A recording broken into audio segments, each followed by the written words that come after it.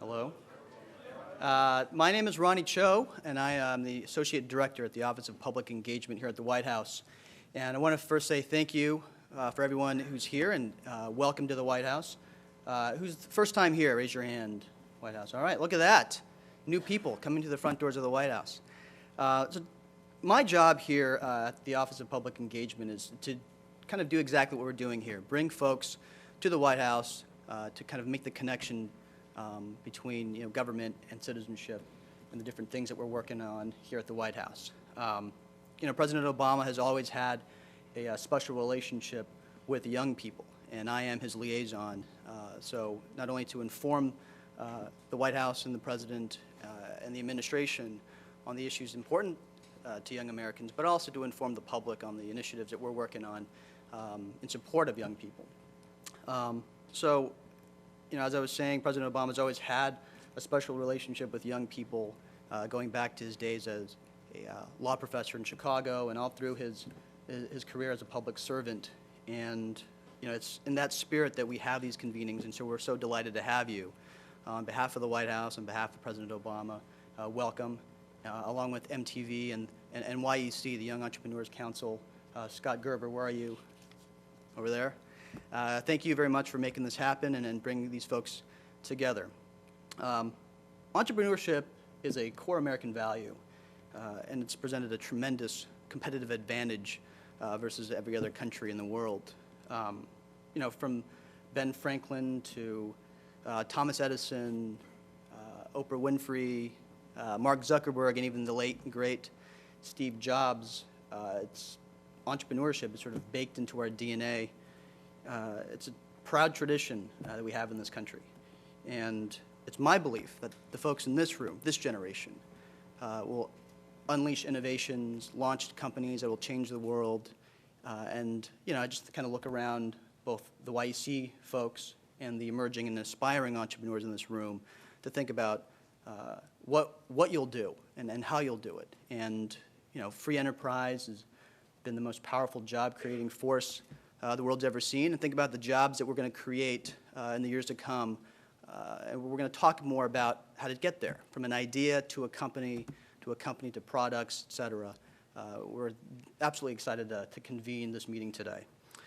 So just a couple of things. I want to run down the schedule for today, and we can get started. So the first session we'll have here will be hosted by our friend Sway from MTV.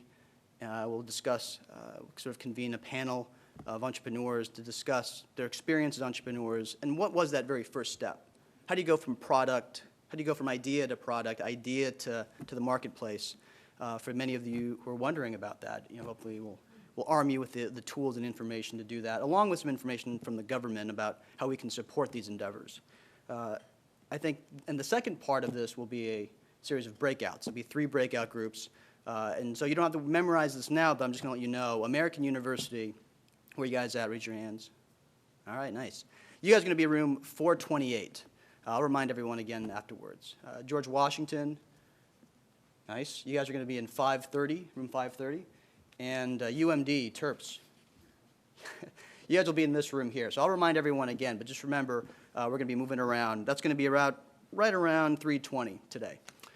And so we'll have a breakout group, we'll have discussion, one-on-one. YEC members will be able to kind of answer your questions in a more personal manner, talk you through some logistics, and just what it's like to be a business owner, what it's like to be a young person who's trying to get their first business loan and trying to get access to capital and trying to figure out how to run a company. And then we'll reconvene here right around 4:10 for some final remarks and some closing thoughts. And so we've got a really great program today, and happy to have you here again. So without further ado, I want to introduce our first speaker, again, Scott Gerber, a friend and colleague who's been really a role model, I think, for all young entrepreneurs. I think it's a 1-year anniversary of the Young Entrepreneur Council. Congratulations to all you guys. And Scott, if you want to join us on stage, please welcome Scott Gerber.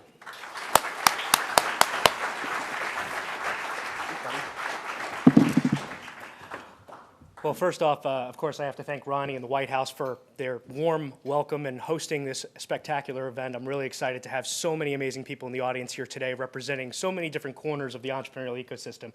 First and foremost, I have to thank my members, YEC. If I could just have all the YEC members real quick, I'm sorry it's corny, but just stand up just so folks get a sense of just who you guys are. I just want to give these guys a big round of applause because these guys are some of, truly, these guys are some of the top innovators and entrepreneurs in America right now in Gen Y, and you guys will get the great chance to meet them later.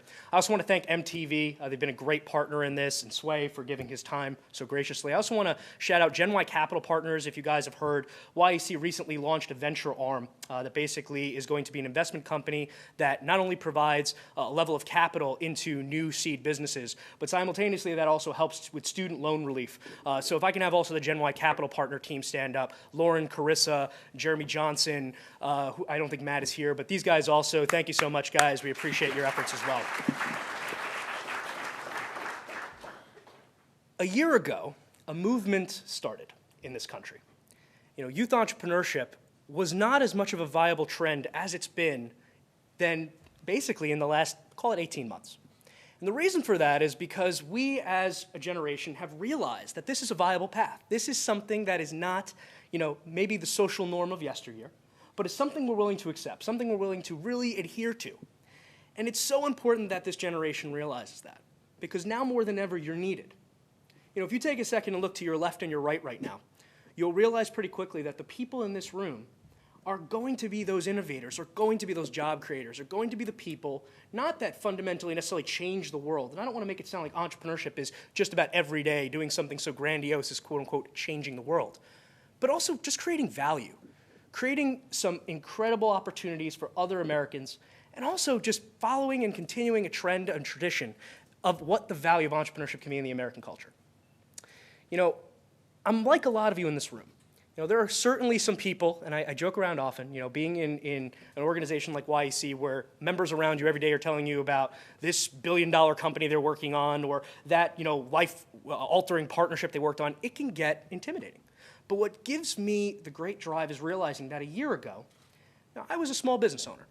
I was somebody who started a business right out of college and realized very, very quickly that I didn't have something that really would have helped, That was somebody else telling me what to do. I went to film school at NYU. I am not the product of an entrepreneurial story or some sort of silver spoon mentality. I basically am the first entrepreneur in my entire family and extended family. I am basically a product of just working really hard. And I believe that's what the American dream truly is today. It's working really hard. But it's gotten fragmented along the way, and many reasons for that for our generation. Some problems that we face, like our own egos, or like unrealistic expectations, and some where the cards have been dealt that we maybe didn't have such a role in playing. But back when I started deciding why, at this moment in our history, we needed an organization like YEC, we needed young people, not just to say they were activated, but to actually go out and give back, I said, I want the group I didn't have. And so I went out and started collecting some of the best minds out there that I had been fortunate to meet through writing for various publications in mass media, for doing a variety of things. And I said, guys, here's what we need to do. And I'm just so grateful that they listened and kind of took the call and ran with the ball. And now I try to keep up with their ideas of how we can truly not just change the American economy, but again, change the world. So I leave you with this one thought when you realize where you are today versus where you can be tomorrow. This is not some utopian dream, some unrealistic expectation. This is honestly something that a year from now is achievable for you. If you leave this room today, taking the advice that actually has been bestowed to you by YECers who will later be happy to give you guys advice, pick their brains and such, I want you to go out and do something with it. Don't talk about it. Go and do it. What's stopping you? Right now, I mean, and I hate to shout him out in particular because all the YEC folks are amazing, but something my friend Alexis in the corner over there has told me countless times has been, with the internet today, and not just for tech companies, but the internet alone has fundamentally changed the way we can build businesses, fundamentally changed the way we can create jobs, fundamentally changed our world, connected us in ways unimaginable even a decade ago. And it's also opened up the opportunity for you to start a business, bootstrapped to the hilt, competing on an even playing field with the largest titans in industry. These are the sorts of things that are realistic. A year ago, I was a small business owner, and today I'm proud to lead a movement, a national movement, of several hundred of the top young entrepreneurs in America, because I believed what we were doing. Believe in what you're doing, and I promise you, you will find your way in this world. And my last quick thing just to tell you all is this. A couple years from now, when you don't remember this event, when you don't remember me or any of the YEC folks, but you just remember one thing that actually meant something, I want you to remember this. You might get somebody that's going to give you that key ingredient to your business today, or help you move to that next step in your plan, or next way of getting a client. And that is going to help you move yourself forward. And in 10 years from now, when you're standing here, because I believe you can, I mean, a year ago, Ronnie can attest to this, I've never even been to the White House, let alone DC in many cases. You're going to remember that somebody gave you that hint of inspiration, that moment that helped you move yourself forward. And so I ask you to do this. Give it back. Take a second out of your day in a few years from now and realize where you came from. If this generation helps every generation after it, we can build a sustainable entrepreneurial ecosystem unlike anything the world has ever seen. And if I have to ask one thing, it's that you fulfill that dream and turn it into a reality. I sincerely appreciate you all coming here today. I hope you learn a lot. Thank you so much for taking the time, and keep everything going, man. You guys are really going to make this happen. So thank you so much.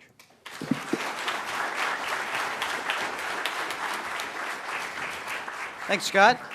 Our next speaker is actually, full disclosure, is my boss. So his name is John Carson. John Carson, you might remember his name. Right now, he's the director of the Office of Public Engagement and leads this effort to reach out to the public and bring them into the White House and really be a part of our team here and understand what we're trying to do with the administration and the president's vision for the country. But before that, he led probably one of the largest organizations run by millennials. He was the national field director for the Obama for America campaign in 2008. And so, John Carson, will you please join us on stage? Please welcome John.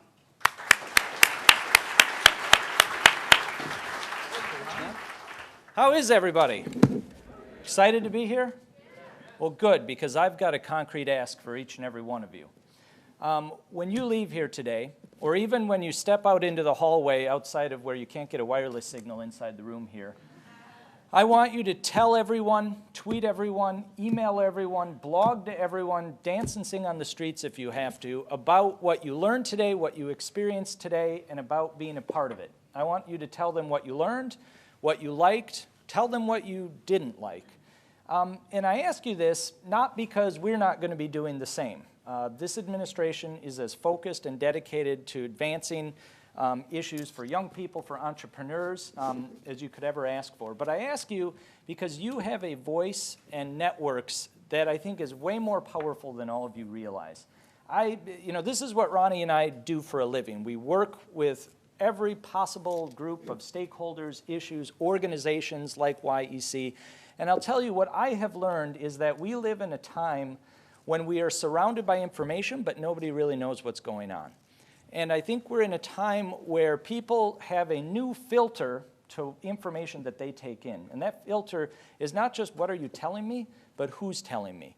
We live in a difficult time, a cynical time, when the fact that it's you that's sending that email, you that's putting it on your Facebook page, you that put it on your blog, matters to the people who know you.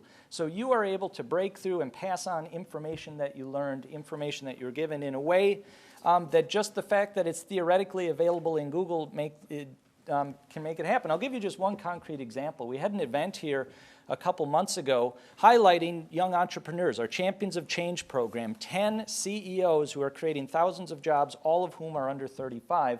And one of the goals of that event was to let people know about some specific programs at the Small Business Administration that might help them start their own company. And this is what Ronnie and I do. We help the federal government get more people involved in programs. And so I thought we were having a very successful day helping people find out about concrete ways the SBA could help them. Afterwards, I had 3 people, all of whom were entrepreneurs or involved in small businesses or in business school, who all came up to me and thanked me for the event because they'd never heard of the Small Business Administration before.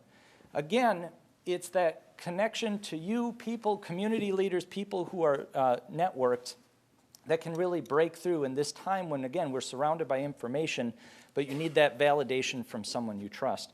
And there's really two reasons I would ask you to share your experience here today. One is you are going to learn, as Scott said, concrete information, concrete ideas, concrete inspirations, whether it be on how the government can partner with you to make entrepreneurship happen, or from someone that you meet in the hallway today. You're going to have pieces of information. But there's a second reason, which is we also live in a day and age when I think, especially for this generation, and as Ronnie said, I have seen what this generation is capable of. And by the way, my definition for youth is people who had email addresses in middle school. I did not, but those of you who did, I've seen what you're capable of. I saw it with my own eyes on the campaign. But we need you as examples. A lot of people view government and what we're all fighting about here in Washington as some sort of bad reality TV show that doesn't either affect them and they have no ability to influence it.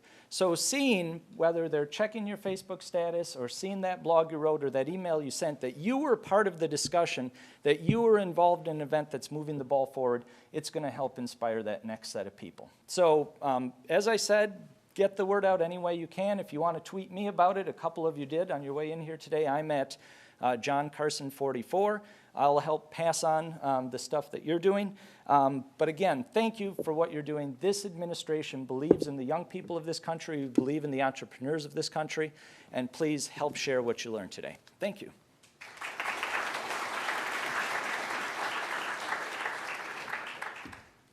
Thank you, John. And with that, I think we'll get right into our program. If everyone who's going to be on the panel, if you want to get ready and join us on stage here in a minute. Sway from MTV, many of you, who's heard of Sway? Just a few of you, I would probably assume.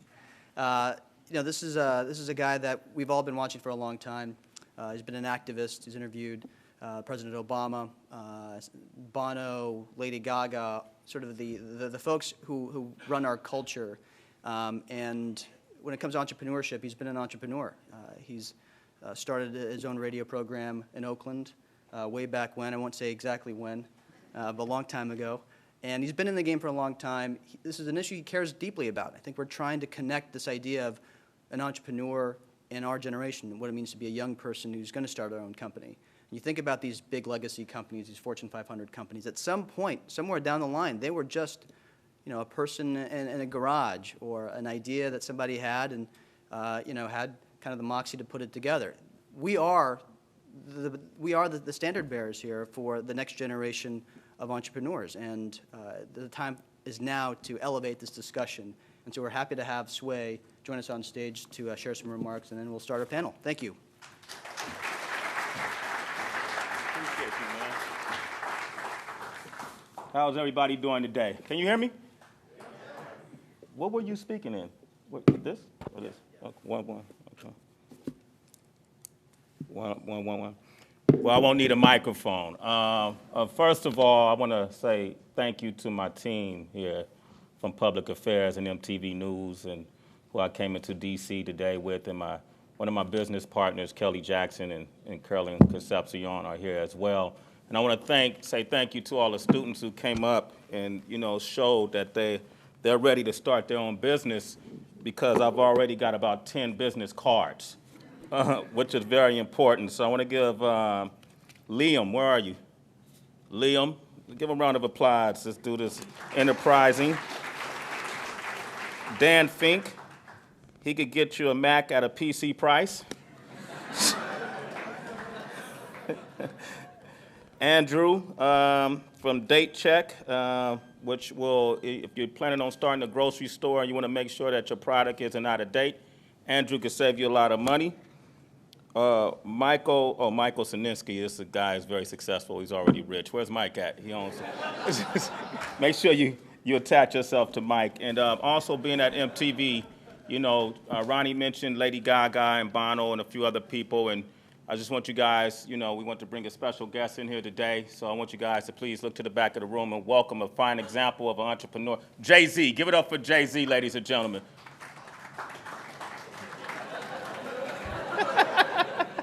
That works every time, man. You would believe that I would bring Jay here, right? But Jay-Z is a fine example of an entrepreneur who's done well. So he's here in spirit, okay? Jay-Z is here in spirit.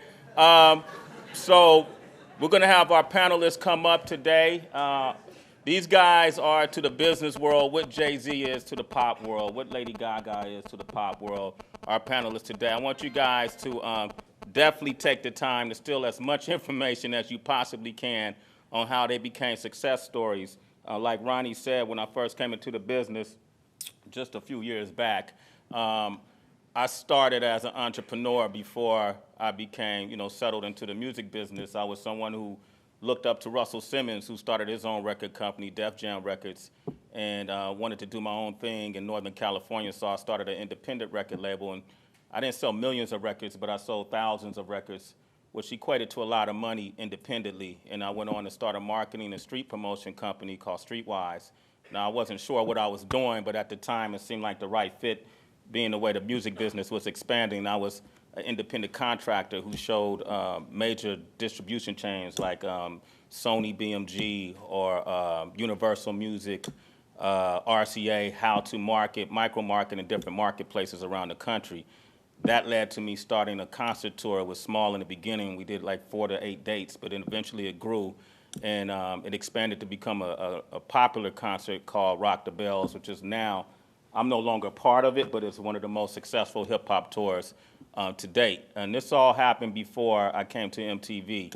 I came to MTV to be a news correspondent and to talk about music culture and in a really honest way. And through MTV News, I've been able to do that. And then through the exposure, I've been able to really relate to young America and try to, engage them in political issues as well as issues like this, entrepreneurship, which is why I'm happy to be here. I'm actually here to learn. I'm going to moderate this panel discussion, but I plan to steal a lot of your secrets, all right, and make them applicable to my everyday life. Just a show of hands, how many people, everybody's in college, right? How many people plan or have started their own business? Just a show of hands. Yeah, so recent studies have shown that 54% of what we call millennials, people between the ages of 18 to 34, have done this. And this is kind of what the canvas is right now in America. We're suffering a lot of challenges in our economy.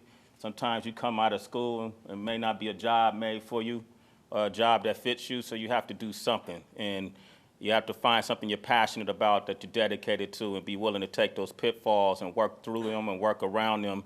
And that's some of the information we want to accomplish today. We want to find out what kind of mentorship programs that some of these success stories have, what kind of pitfalls that they face. I know Alexis had a hard time in becoming rich. And then we're going to find out how did he maintain to do that. And I want you guys to, before the day is out, get all your stories, get all your questions, get Raja, make sure you ask something, you're quiet right now, I want you to speak up today, okay? All right, make sure you ask something that you'll be able to take away and apply it to your everyday life. So without further ado, let's bring the panelists up. Jeff Avalon, Jeremy Johnson, Tina Wells, Alexis Ohanian, Dina Kaplan, and Friedman? No, I'm Jeff, man. You're Jeff? Yeah. Oh, Freeman. Okay, you hear this guy. Wait till you hear his story. Jeff, what up, man? Good to meet you, man. So real briefly, let's start with you, Jeff.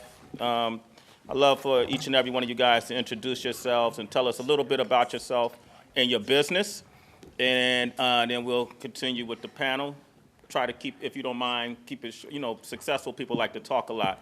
So, which is what we want you to do, but in this introduction, if you don't mind keeping it brief, go ahead, Jeff. Well, man, I was pumped to meet Jay-Z. So Oh. if you can find any way to involve him in the YEC, I know Scott would love it. We would all love it. So if you can make some intros, that'd be sweet. My entrepreneurial story started when I was 12 years old or somewhere in there. And my younger brother and I started a lobster business. And we ended up growing it to the point of a commercial size operation by the time we were sophomores in high school, selling about 400 to 600 lobsters every day off of a commercial lobster boat into the wholesale markets to be distributed around the world. We started that business with the goal of affording ourselves the opportunity to try and fail at like a million different things during college and after college. I'm now fortunate enough to be a part of a startup called Idea Paint, which right now I think is the coolest thing in the world. But it's a paint that goes on any smooth surface you want, and it transforms it into a high-performance dry erase writing surface, just like your whiteboard. So really super simple idea, tough technology to get. We're now actively distributed in 20 different countries around the world, have over 70,000 installations. We basically create some super, super creative spaces and are perfect for people who have offices whose walls are not flat, you know, say like an oval. So if you know anybody with an oval office, put a bug in his ear today. Okay. Jeremy, thank you, Jeff. Jeremy? I love the lobster company start. Thanks. So, Jeremy Johnson, great to meet you all. My entrepreneurial journey started pretty young. I was about 15, and started a marketplace for virtual currency, actually, in games like Second Life. Totally random, just realized that people were, for some reason, basically willing to pay a lot for items that were actually made out of pixels. You know, for some, another reason, decided that in college I was going to politics, came down here to DC for an internship, and realized about halfway through that I wanted nothing whatsoever to do with politics. And so got back into startups. As a junior in college, launched a social network around the admissions process for undergrads, really looking to help high school students understand their options a little bit more effectively, and to allow colleges to have additional data points to recruit those students for things beyond athletics. So actually left college after junior year to pursue that. We grew to about 100,000 kids in 100 colleges using it to interact with them. It was acquired in 2007 by Zinch, which my guess is some of you guys have actually used. And at that point, we started Tutor, which is my current company, and we partner with elite schools to build out, I would argue, the best online degree programs in the world. So we work with Georgetown here in DC, actually, to help them run a master's in nursing program online, master's in teaching and master's in social work with USC, and actually the first top 20 online MBA program with UNC Chapel Hill. So our goal is to help increase access to incredibly high quality American universities to people all over the country who don't have the luxury of leaving their work to pursue a master's degree, or people internationally who don't have the ability to come to the US for a year to two. So thank you guys. Thank you. Tina. Hi, my name is Tina Wells, and when I was 16 years old, I started a company called Buzz Marketing Group, and I'm pretty old, that was 15 years ago. And I feel old every day. I was always interested in fashion and beauty, and started writing product reviews for a newspaper for girls called the New Girl Times. And this was in 1996, so the idea of being a trend spotter, or buzz spotter is a term we own, of cool people who do cool things, was really something that was completely new. And so I started out as this original person that different companies, whether it was Saucony or New Balance or Nike, would say, there's this girl, you send her sneakers, she'll tell you what she thinks. It's really cool. And it became too much for me. My parents wondered why UPS was coming to our door every single day with more and more stuff. And I hired my friends, and within a few months I had 250 buzz spotters. And I had friends saying, I have a cousin here or there, in Texas. She wants to be a buzz spotter. And again, remember, this was 1996. And I said, how would I communicate with her? Email, I just got my first email address. And so fast forward to 2000, Cosmo Girl wrote a piece about what I was doing. We got 15,000 applications. Our panel grew to 9,000. We now have about 40,000 people worldwide who report trends to us, and we have, hundreds of corporate clients who want to know what's next and new with young people. We actually did some research with the YEC on youth entrepreneurship, and so a big part of our business is predicting trends in youth culture. And then for me personally, 2 years ago, I authored a book series for HarperCollins children's books called Mackenzie Blue. So if any of you have 12-year-old sisters, you might be a little obsessed with this really cool redhead girl who's like a 21st century Ramona. So that's kind of what I get to do for fun. Thank you. Thank you. My name is Alexis Ohanian. I actually didn't really get started into entrepreneurship until my junior year of college when I talked. I guess it's kind of late on this panel. I happen to be good friends with Steve Huffman, guy I met freshman year, and we were really into video games and thought maybe we could start a company where we made video games for a living, and that seemed fun, but not practical. So we had a different idea, and we were fortunate enough during our senior year spring break to be in Boston to hear a guy named Paul Graham give a talk called How to Start a Startup. And we met with him afterward, and he was so, I think, either impressed or horrified that we came all the way up from Virginia. We went to school at UVA to hear his talk, that he said, all right, let's get coffee afterward, and pitched him on this startup idea, and he said, you got a pretty good shot. About a month later, he announced something called Y Combinator, which today is like the seed stage venture firm. He was on the cover of Forbes a few months ago. But back then, we just thought he was a really cool, smart guy. And we applied to Y Combinator thinking this would help our chances. We went up for an interview, and Steve and I were rejected. We got drunk that night, and that's how it went down. The next morning, hungover, on a very long train ride back to Charlottesville, I got a call back on my phone from Paul. And he said, listen, still don't like your idea, but we like you guys. So if you want to be in Y Combinator, change your idea. Come up with anything else, and we'll fund you. And it took us about 2 seconds to get off that train and get right back to Boston. And we've been thinking about our original idea for about a year. But with that opportunity open to us, we quickly jumped on it. And we happened to be in the first round of Y Combinator. We'd spoken with Paul for about an hour after we got back to Boston, and what would come out of that was a website called Reddit, which about 16 months after we launched it was acquired by Condé Nast, and I'm proud to say today is one of the top 50 most trafficked sites on the internet. Most of that growth, I will point out, happened after Steve and I left Reddit. So whether or not that is related, I'll leave up to you. But I haven't been able to kick the startup bug, and I helped Steve launch a travel search site called Hitmonk, chipmunk without the C. And I've also launched a sort of Newman's Own for nerds called Bread Pig, which creates geeky things, sells them, and donates the profits. What's fascinating about all three of these startups I've been involved with launching is they have cute animal logos. So if that's a good concrete takeaway for you all to have, it's have a cute, adorable logo. But very, Actually, very happy to be here. really good advice. Thank you.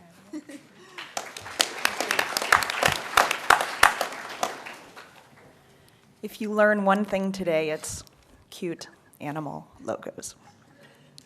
We can tweet about that. John will be very happy. I do want to, by the way, thank Ronnie for having us here. Scott, that was an incredibly inspiring talk, so thank you.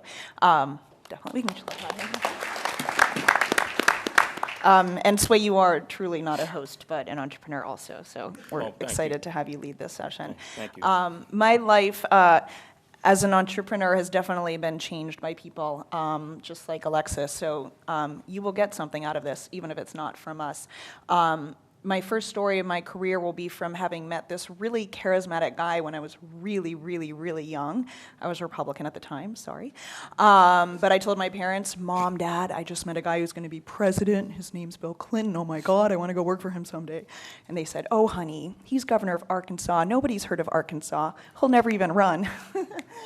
But sure enough, he ran, and I dropped out of school, dropped everything that I was doing, drove to New Hampshire, volunteered for him, and ended up working in the White House for a couple years. From there, this is so bizarre to be here, because I ended up working at MTV for a bunch of years right after that.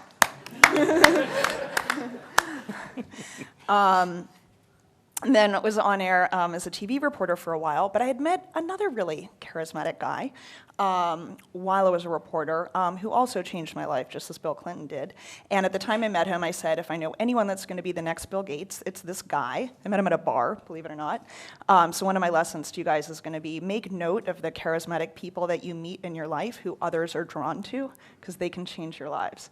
So I met this guy, kept in touch with him for years, and 5 years after we met, he said, I'm starting a company. Do you want to come with me? And I said, just as I made that promise upon meeting Bill Clinton, I made that promise about meeting you, no matter what I'm doing. At this point, I was in my dream job. I was reporting on air at WNBC. But I said, no matter what, whatever I'm doing at this point, if this guy invites me to co-found a company, I'll drop it and I'll join him. And that was how I ended up becoming one of the co-founders of Blip. Are you guys familiar with Blip? Anyone, a few people? We're basically the people on the panel, great.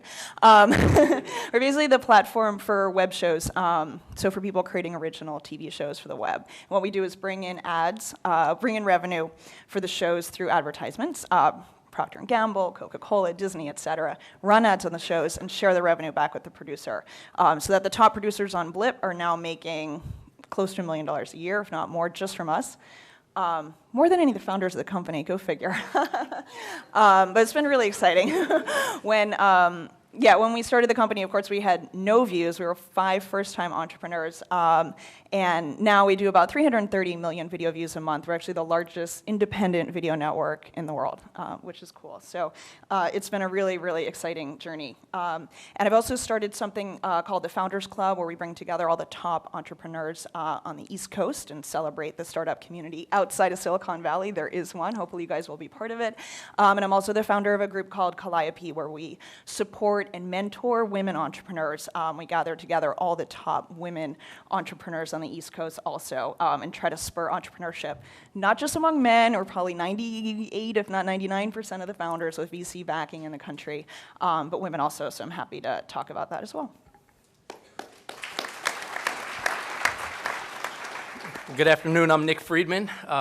So cool I don't need a name tag, so you can just write down Nick Friedman, that's my name.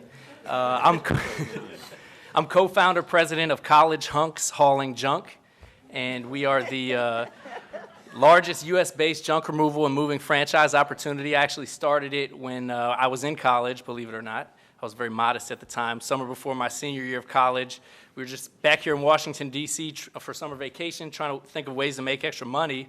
And my buddy had a cargo van from his mom's furniture store, so we borrowed that, put computer printout flyers in people's mailboxes that said College Hunks Hauling Junk. Got a decent amount of business that summer, went back to school for our senior year. We wrote a business plan and entered into an entrepreneurship competition. It ended up winning first prize, so that gave us a little more confidence, credibility to the concept. But we had always been brought up to kind of follow that traditional career path. You study hard, you get good grades, you get a good corporate job after college. So we moved back to DC. We actually used the business plan as a way to make our resume look good to get a good job. And we were working consulting. In about 3 months, I emailed my business partner and said, you know, what's our timeline for starting College Hunks Hauling Junk on a full scale? And he emailed me back, all capital letters, my timeline's right now, exclamation point, let's do this. So we took the business plan off the shelf, and at the time, our vision was no longer to be just a couple guys with a truck running around town chucking junk over our shoulders. We wanted to build a national brand that was respected for its creative branding, its fun company culture, its customer service experience, and we've actually really leveraged mainstream media to allow us to grow. We actually now have 40 franchises across the country. We have a central call center down in Tampa, Florida.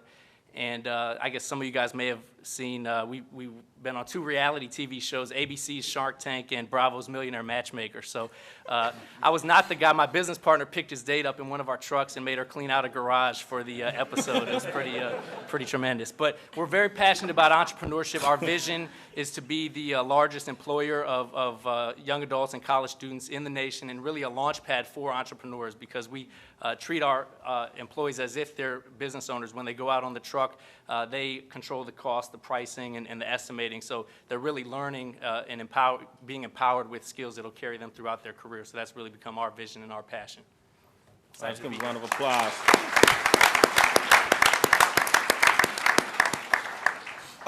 So I'll start. I'm going to just throw out a few questions based on some of the things you guys said, okay? I'll just start on the other side of the table. Nick, how can I get a job working for you? That would be the first question. I'm joking. So Nick, your company is number 156 on Inc.'s 500 list of fastest growing businesses. And then you've been all over television. And you guys your perspective, you come from a humorous perspective. You guys don't seem like you take yourself so seriously, but you're very professional. How do you draw the balance between being funny and having people actually take you seriously? Sure. Well, for us, it's been a challenge because anybody with a truck and some labor can be in our business. There's pretty much no barriers to entry.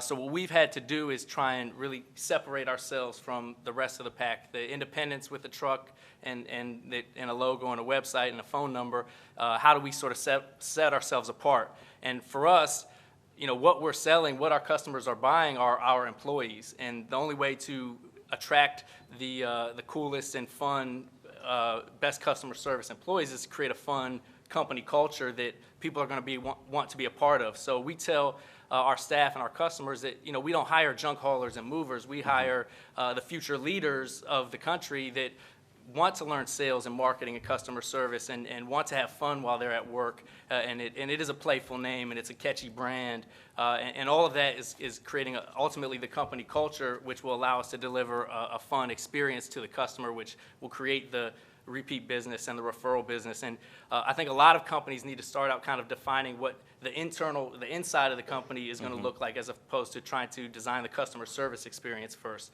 Because if you design the inside to kind of be a reflection of yourself and your own personality, you're going to attract the people that want to be a part of that, and then ultimately they'll deliver the experience that you want to deliver to the general public.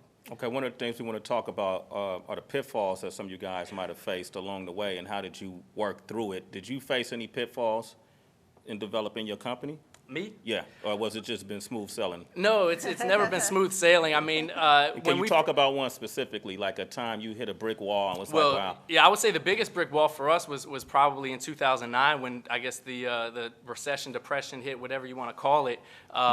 When we first started our business was 2005. The housing market was booming. Everybody was moving. Everybody was spending money on getting rid of junk or moving to their new house that was bigger and better than the one they were moving out of.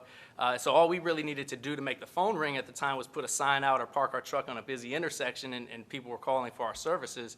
But in 2009, everybody's budgets were tighter. Everybody was cutting back on their spending. People were moving less.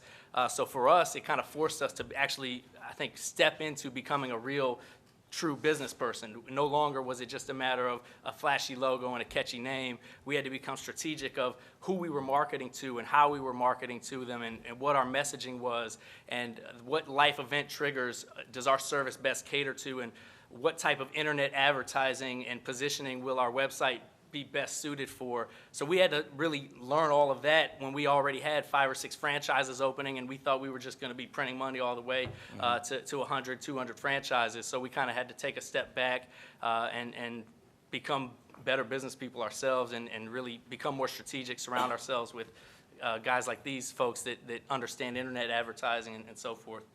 Okay, Jeff, let me ask you Avalon, let me ask you a question, because you started at 12. You know, you and your brother, right? Was it you started business at 12. When you start a business at 12, obviously you don't know everything that there is about business. You're 12, you know. So, who were some of your mentors, and then how did you begin to pick mentors, even beyond your first mentors, and what kind of advice and you know, direction did they give you that you felt was helpful? So I would say our first mentors were probably my father and my grandfather. Family, you know, are mentors first, and that's strictly just in the sense of them being generally supportive of what you're doing. Mm-hmm. I think, you know, as you know, I've grown in life, I think mentorship is one of the most important things to developing somebody as a person and developing a business. I think there's a difference between mentors and advisors. I think that a entrepreneur's job in the early days of starting a concept is to filter the advice from mentors. If you go down just the path of listening to one mentor, a lot of times you might end up in a poor spot, or you might end up in a great spot. But I think you should seek out different people with different opinions, and your job as an entrepreneur when you're starting out is to filter the advice for what's most pertinent and relevant to yourself. Mm-hmm. I want to talk to you, Dina, about that, because as a woman, your experience in the world of business is extremely unique, which is why I'm assuming you're on the board of all these organizations that specifically help women. There are a lot of young women in the audience today. Can you talk about that experience? You know, that uniqueness. Yeah, definitely. And I can say that I have incredible mentors. In fact, I don't know if Blip would have gotten off the ground if it weren't for one of my mentors. There's a woman named Jerry Laybourne, you guys may be familiar with. She ran Nickelodeon for a long time. She started Oxygen. At the time that she was running Oxygen, I had another mentor of mine that I was serving on a board with called the Women's Media Center say, who in this room, we were in a room full of many celebrities, who do you want to meet? And I said, Jerry Laybourne. She walks me right over. Jerry Laybourne was actually talking to Barbara Walters at the time, seated at a dinner table, and she grabbed Jerry and said, come here. And Jerry said, okay, sure, what's up? And this woman said, I want to introduce you to this young woman who's just started a company called Blip TV in the web video market. And Jerry said, perfect, can you come see me tomorrow? what? You're running a network? She said, I'll clear my schedule, call me in the morning, come see me whenever you're able. So I call her the next day, thinking they're going to say, thanks, click. And they said, great, Jerry's expecting your call. What time can you come in? I said, 3 o'clock. I come in. She sees me immediately. She says, what do you need? And I said, what I need, Jerry, is I need a revenue deal. The company's been up and running. We have users now. We have viewers. We have producers. But I need a revenue deal to help me close the first round of funding for the company, to show investors there's a business model here. And she said, I can do something for you. Bring your team back. I'll bring my team. We're going to meet in 2 weeks. We met in 2 weeks. We figured out a deal that we could close. We closed it a week later. And as the deal was closed, our first revenue deal, which did lead to a much bigger deal with CNN, which led to the closing of our first angel round and got us off to the races. She held back and she said, Dina, I want you to know I know what I'm doing. I feel like my job right now is to enable the next generation of women leaders. Pay it forward someday when you can. So this is why I started Calliope Group with Susan Line as the chairman of Gilt Group and Pat Mitchell, who runs the Paley Center, to help other women entrepreneurs. We can make a difference in other people's lives. I would just say for folks that are very busy, everyone on the panel, the folks that have invited us here today, at some point you can scale your mentorship. It's hard to do one-on-one with everyone that reaches out to you. But if you can scale your mentorship with Calliope Group, we'll meet with 30 women at a time who are entrepreneurs who need advice. And then that's a way to get more bang for your buck and to use your time more efficiently. But my huge advice, which is echoing what Scott has said and what Wani referred to, is immerse yourself in the economy of favors. Do favors for people, even when you're in college and someone's asking you for help in an internship, help them. And then when you need help, like I asked Jerry Laybourne for a favor, don't be afraid to ask. But there's a wonderful economy of favors that all of us will tell you that powers the world of entrepreneurship and of startups. And the more that you can immerse yourself in that, the better off you'll be and eventually your company as well. Okay, thank you. I'm going to jump to Jeremy over here. You mentioned that Tutor is working, you guys have partnered up with Georgetown, UNC, Chapel Hill, USC, other institutions. You went to Princeton, right? Mm-hmm. And you dropped out of Princeton? I did. He dropped out of Princeton. It seemed totally reasonable at the time. Stay in school, everyone. Stay in school, but some of the wealthiest people in the world didn't. Never mind that, okay? It often doesn't work out that well, though. Right? Well, the statistics show. Do you ever regret not continuing at Princeton, or was it worth the gamble?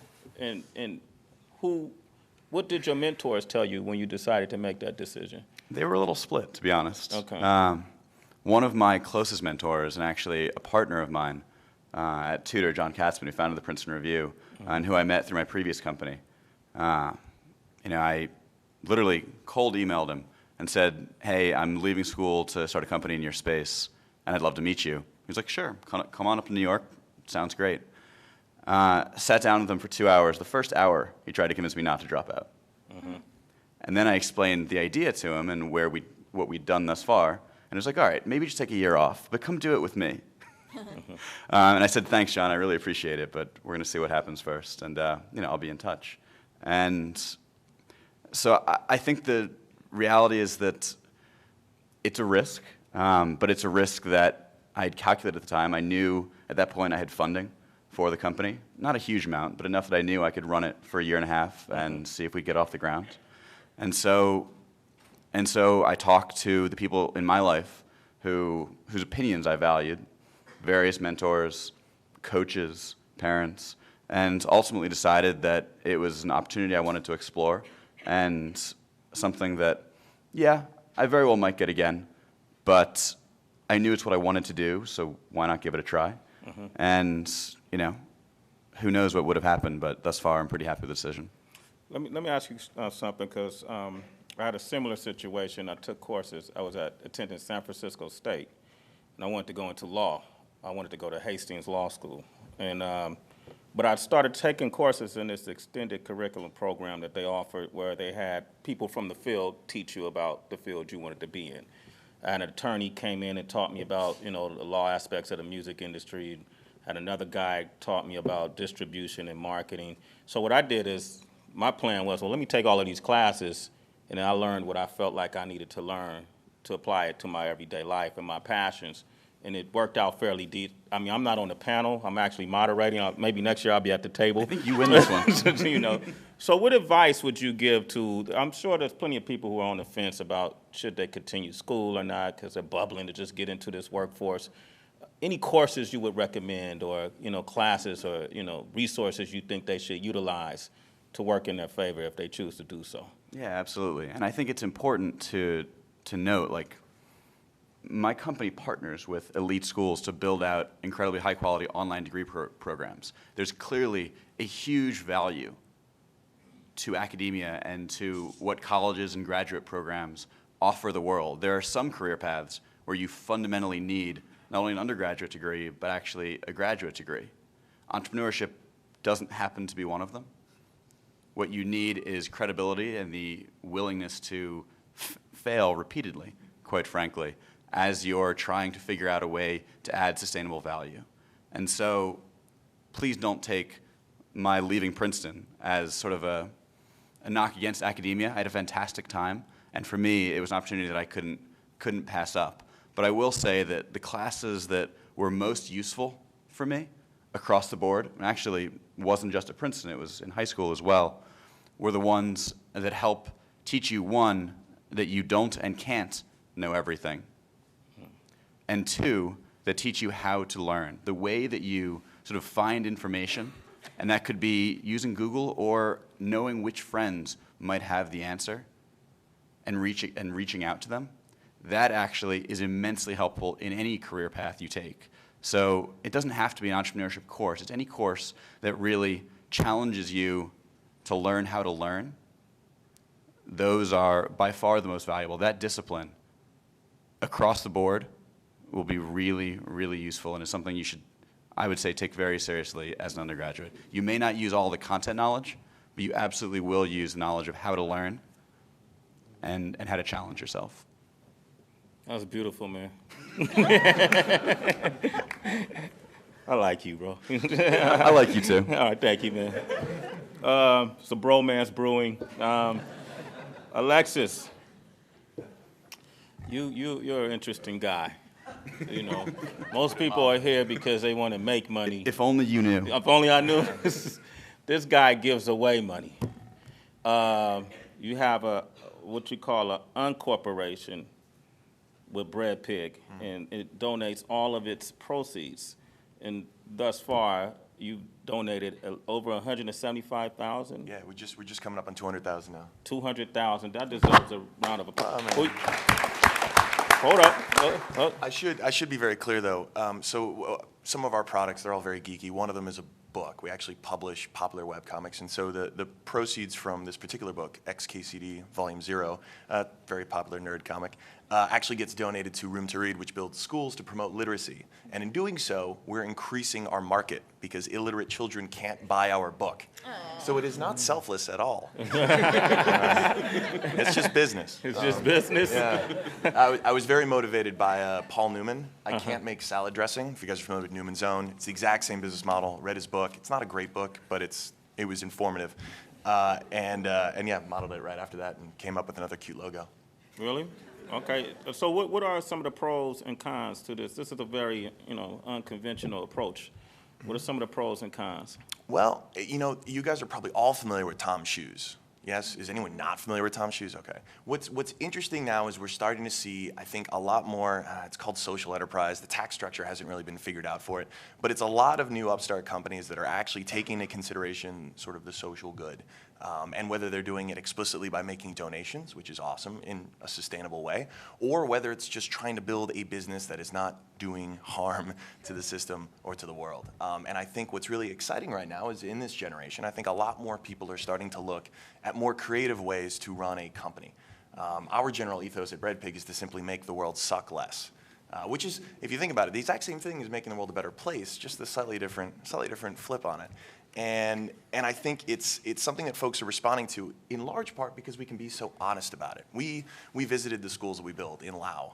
We send photos, and we do this for actually a small amount of money because we get a few photos taken from someone's camera phone in Nepal and we put them on our website, right? If we can see what people are having for breakfast halfway around the world on Twitter, why can't we see where our donations go? Why can't we see the projects that we're affecting with our $10 or $15 and make them feel like something bigger? And what's very cool is about a generation that expects to see what their friend in France is having for breakfast also gets to get really excited about some of the good works that they can do as well. All right. Okay. Cool, man. You seem real happy right now. You happy with life? I'm a very fortunate dude. And if you think about it, even statistically, like as a growing up middle class, white male, 2 happy, supportive parents, paid for my college, and I'm 6'4", which correlates with CEO salary. Like if my life were a video game, it would be on easy mode. And I'm. That was a slow one there. A few of you are gamers, and then a few of you didn't want to admit that you were gamers, but. It's all right, we're all friends here.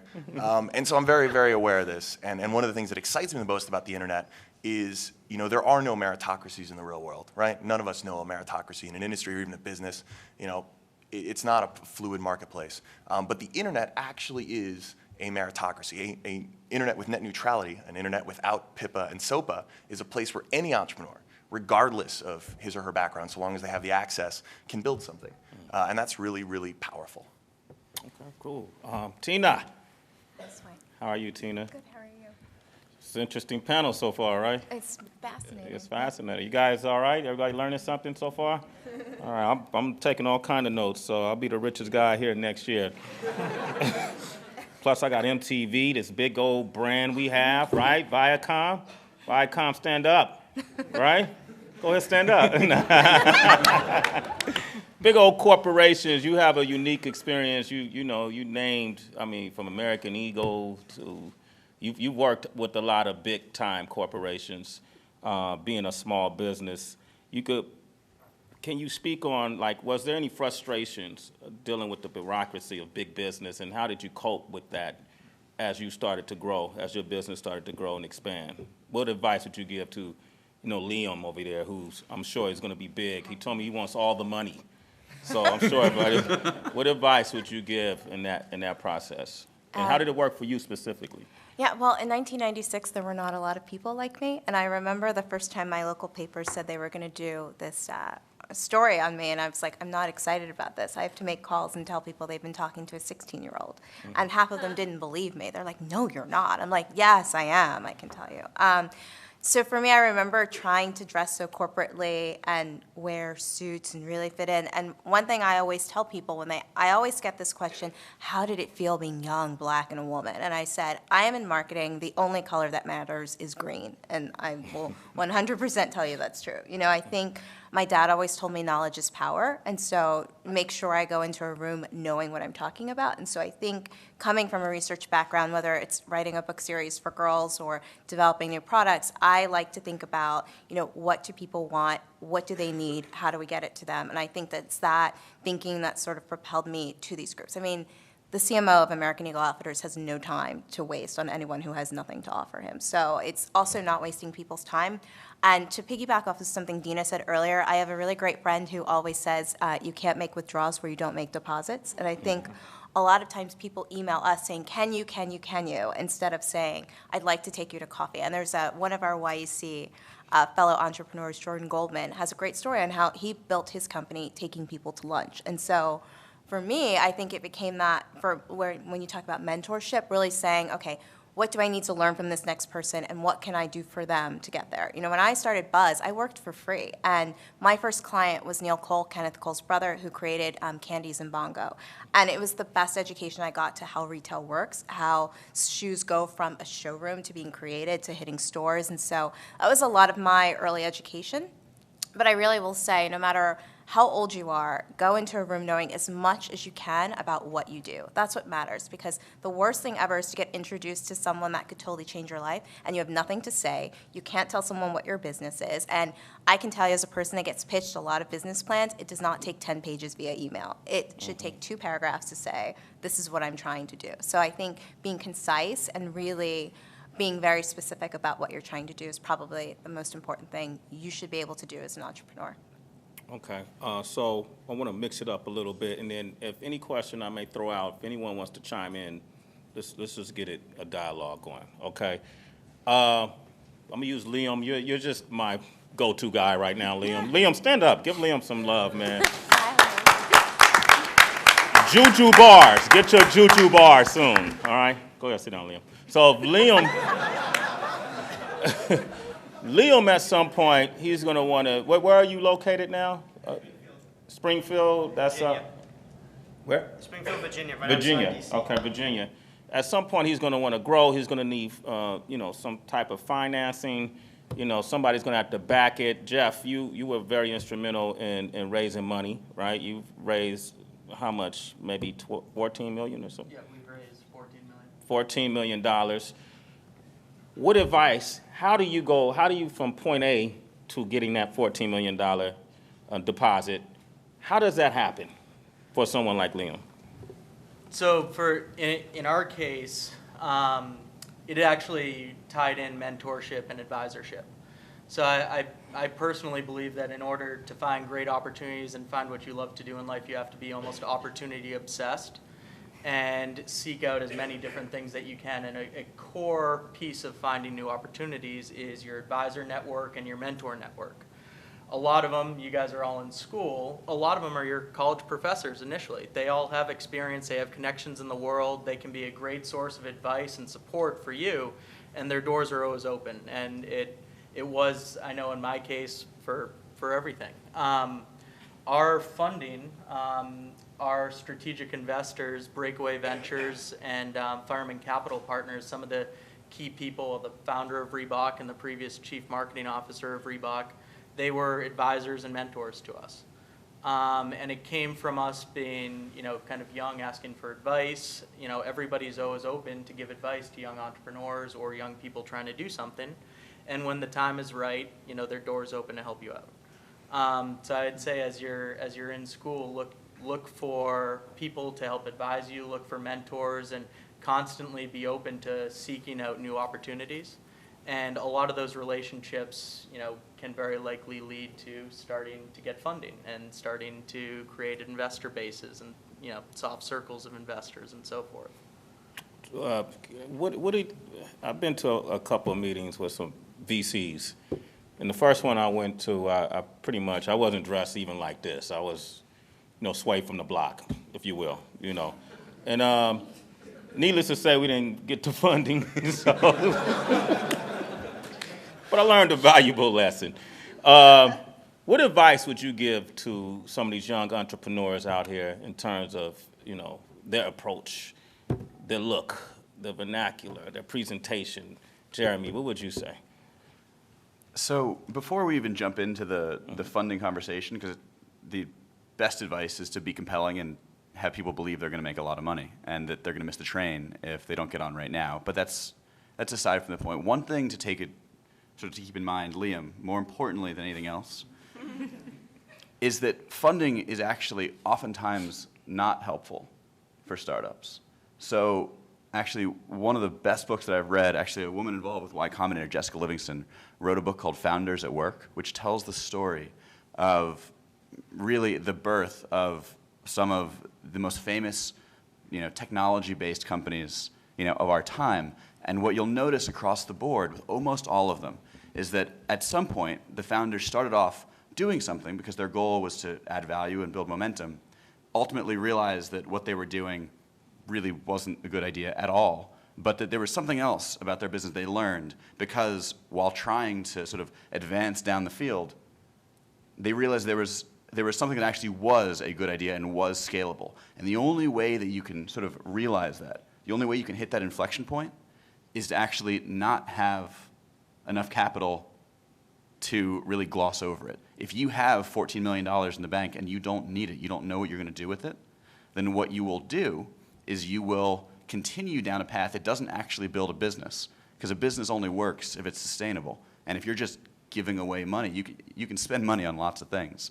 If it's not sustainable, you actually will literally kill your chances of success. So money is useful when you know what you will spend it on. Money is useful when you have a system or a business that can scale, and additional capital will help you do that faster. But until then, what you really need is to figure out something that works, and that requires, again, throwing yourself at a problem and learning as much as you can, as quickly as you can. Okay, cool. Did you want to add to that, Dina? Yeah, that's definitely true. We looked out at all of the video companies. We started in 2005, very early, and the ones that raised the most money early on are all the ones that went out of business within the following 2 years, because they had so much money they didn't have to focus. We had raised so little money that we had to focus, and I think it was a big reason for success. I will say, to your point, Sway, I actually think you should be very authentic. I mean, if you look like Mark Zuckerberg, male or female, with the most awful shoes in the world, but if that's you, own it. And I think that's okay. I would say you probably don't want to pitch VCs when you're starting. And in terms of how to meet them, you can be very strategic about it with advisors, which is great advice from Jeff.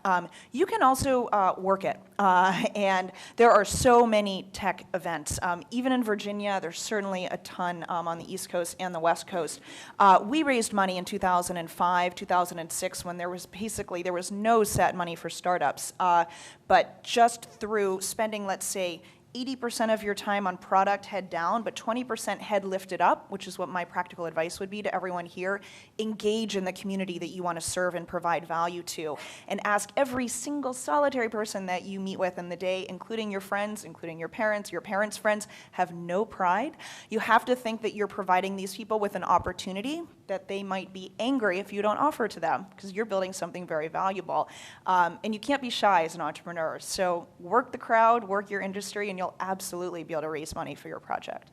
Okay, cool. So we got about 10 minutes left. Okay, so I'll just keep firing questions as I learn from you guys. I'm gonna go over to Nick. You mentioned that you were with the Millionaire Matchup. What was it? What shows did you appear on? The two reality shows were Shark Tank on ABC and Millionaire Matchmaker on Bravo. At Bravo, you've received a lot of press. You've gotten a lot of national recognition. How important is that attention, like when you receive that kind of press to building your business? And how would you advise these young entrepreneurs to go out and do that or not? Okay, so anytime that you have third-party recognition whether it's the news media or pop culture media, like a reality television show, it's an opportunity to gain brand awareness, exposure, and credibility for your brand or for your company.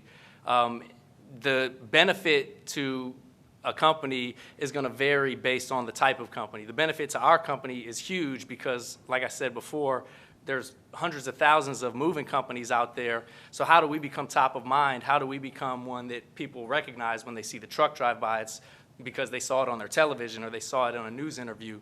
There may be internet businesses that aren't necessarily, or business-to-business companies, B2B companies that don't necessarily have the same benefit from mainstream media or from the publicity. But the way we've approached obtaining it and acquiring it is very different than most companies do. We've approached it much like a sales job.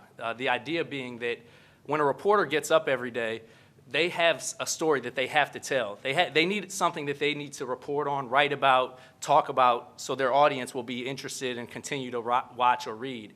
And so the way we looked at it is we would come up with 2 or 3 different angles that we would call up reporters or producers or editors, as well as email them and say, hey, do you have a couple minutes? I've got a great story for you. Here's the angle that we're talking about, And here's how we think it fits into the type of stories that you report on. Just like if you had a product or service that you're calling somebody to sell to them, we came up with story angles that we were calling to pitch these reporters and journalists. So it wasn't just sending out press releases that end up in a stack of paper that nobody reads. It was actually trying to build relationships with the reporters and journalists to actually do them a favor by providing them these stories. And it's worked to a huge amount to our benefit, and it creates a snowball effect where you become an authority figure, or you become a recognizable brand or name that people want to reach out to. And Scott would be a great person to attest to the power of mainstream media. I mean, the YEC has benefited immensely from the exposure that Scott's been able to generate for the Young Entrepreneurship Council, which in just such a short period of time, just a year. So anybody starting out a business, it's a great way to gain credibility. Start with your local media. The local media is excited about feel-good stories. They want to talk about a local person starting a new business that has a unique angle to it. So that's where I would get started. Okay, did you guys do calendars? I'm sorry? Did you do calendars? We actually did calendars Yeah, one year, yeah. believe it or Yeah. not. And, Yeah, that's the easy way in, bro. I was Mr. January, so. Okay, you was Mr. January? All right, great. My man. Tina, how important is failure? It's good and it's bad. I will tell you, my line that I live by, my dad always told me growing up, if you fail to plan, you plan to fail. And so every time I said, Dad, I'm going to do A, B, and C, he's like, that's great, but what's the plan? So I think for me, I am always a planner. And so I always think, where do I want to be tomorrow? How do I get there? I'm big on making plans. But I have to say, I've learned a lot from the times I failed in my life. And a lot of times I think because I started so young, the one thing I will say to all of you is starting young is great because ignorance is bliss. And I think if I had had some of those failures or mistakes at 31, I wouldn't have survived it. Then I have a house, I have this. And I think when you're 16, there's nothing you really have to lose, and something completely falls apart. You're like, all right, well, I'm going to get up and try again tomorrow. So there's something to that youthful energy that you have where, I always say it's not a failure if you can learn something from it and just do it better the next time. So for me, I've learned the most from the times that I failed in life. I was going to add something to that real quick. It's just a mantra that I've heard many entrepreneurs talk about is just the idea that failure is not an option. And so while there may be actual, small setbacks or what somebody might label as a failure, you look at that as just a stepping stone or learning opportunity to succeed the next time or to succeed in the long run. And I think, Ronnie mentioned the word moxie, and, there's other words that can be used to describe the most successful entrepreneurs. And I think it's that mentality of perseverance and determination and discipline to achieve the vision no matter what obstacles might set out for themselves, and learn as you go through the navigation and adjust the plan as needed. I think those are sort of intangible elements that need to be sort of reminded to yourselves as you're going on that journey. All right, real quick, we got about 5 minutes. I want everybody to answer this, and the question is, have you ever been burned on a deal? And if you could tell us what the deal was, and then how did you work through it? Let's start with Alexis. Well, can I give some advice real quick? Are you reading Orson Scott Card? Yep. Is it Xenocide? They're all, after Ender's Game, they all just tank. I'm sorry. Sorry. I saw it and I was like, I gotta warn him. Okay. Burned on a deal. All right, one of the most important lessons that I had to learn fairly early on is something that sounds really boring and legalistic, but will save your butt. And that is vesting, especially vesting founders stock. So Steve and I started Reddit together in this little apartment in Medford with $12,000 in funding, and we were equal founders. But none of the YC companies, none of the Y Combinator companies back then, they did all of our legal organization, had vested founder stock. So there was no vesting involved. This basically means that you get all of your founder stock day zero. Now, fortunately, Steve is a wonderful person, and I hope he thinks the same about me. So the two of us didn't have a problem. But later on in the life of the company, when we did give stock that wasn't vesting, we basically handed everything to an employee, as opposed to a normal vesting schedule, which is usually about 4 years. So you earn a quarter of it every year. So let's say 2 years into the company, you meet the man or woman of your dreams and you flee the country. that's great, congratulations. You only get half of the stock that was promised to you. And that's a lesson that when you've been burned by it, you make sure to tell every single person you can. But good news. There are so many, I really believe that MBA programs are designed to try to intimidate people out of starting companies and businesses with their jargon. So many of these lessons, whether it's legal or business, again, I'm not a lawyer, but so many of these lessons are available online by really awesome people. I know YEC has built a great network of this, but you'll be amazed to see how many great resources there are for you to educate yourself about a lot of this stuff so that you can learn from our mistakes. So please vest. Okay. Vest. Anybody else been burned on the deal? Okay. Okay, there you go, Tina. Well, this involves MTV, but not in a bad way. Actually, MTV saved me. So we know I have a book series, and this girl in the series is a singer. And so my very good friend who recently left MTV, Liz Gately, really wanted to develop the show, and Tony DeSanto, and we had a great plan. And I was working with a very well-known record label, and this is bad deal point on their side. Now, 8 lawyers and this huge musical conglomerate had signed off on this deal with us, which was a 5-album deal, sort of kind of gorillas. I don't know, these kids, 8 kids in a band, they're not real, but we're going to make a show. And we have an amazing meeting and decide that my friend, Sophia Bush, is going to voice Mackenzie. And this record label did not have a deal with me that would enable them to represent a non-real person.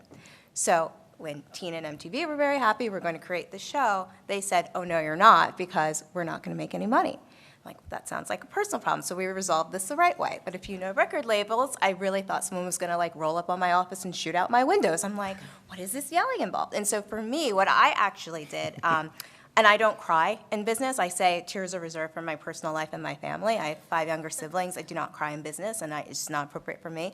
I remember almost having like a meltdown on a Sunday night thinking I had to go to work the next day. And one thing I say is like, I'm an entrepreneur because I want peace in my life and I want to control my destiny.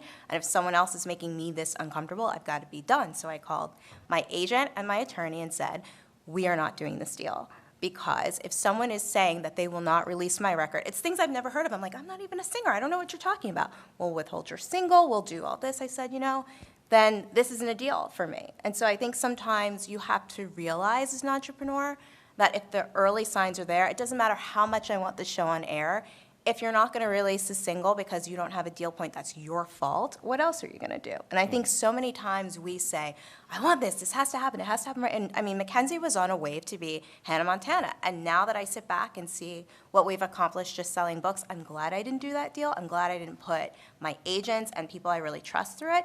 And, a few years later, Liz and I are still trying to develop the show, and I think it's going to come in a better way. But I think that's kind of an example of how you can have the law on your side. But one thing one of my Wharton professors told me first day of a class is, he said, contracts don't matter. And, you have a bunch of Wharton kids that are like, what are you talking about? Contracts don't matter. He said, leverage does.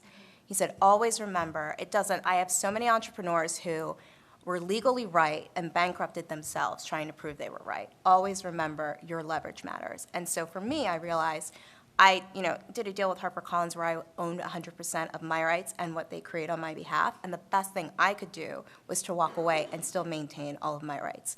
And if 3 years from now or 10 years from now when I have children I decide to do it, I still have the right to make that decision. So I would say to you guys, don't always think that that first deal is the deal you have to do. Think about if it's the best thing for your life because you want a happy life. I could have sold 20 million records and be the most depressed girl you've ever seen because I didn't get paid from it. So, your happiness really is important. Thanks for sharing that. All right. Let's give a round of applause for all our panelists. And we're going to do our breakout sessions. I want to just acknowledge my public affairs team right here, Alexis, Liza. Just stand up, please. Just, please, And Jason Rezepka. Jay, stand up, man. And our fearless leader of MTV News, Benjamin Wagner. Please stand up, please. Please.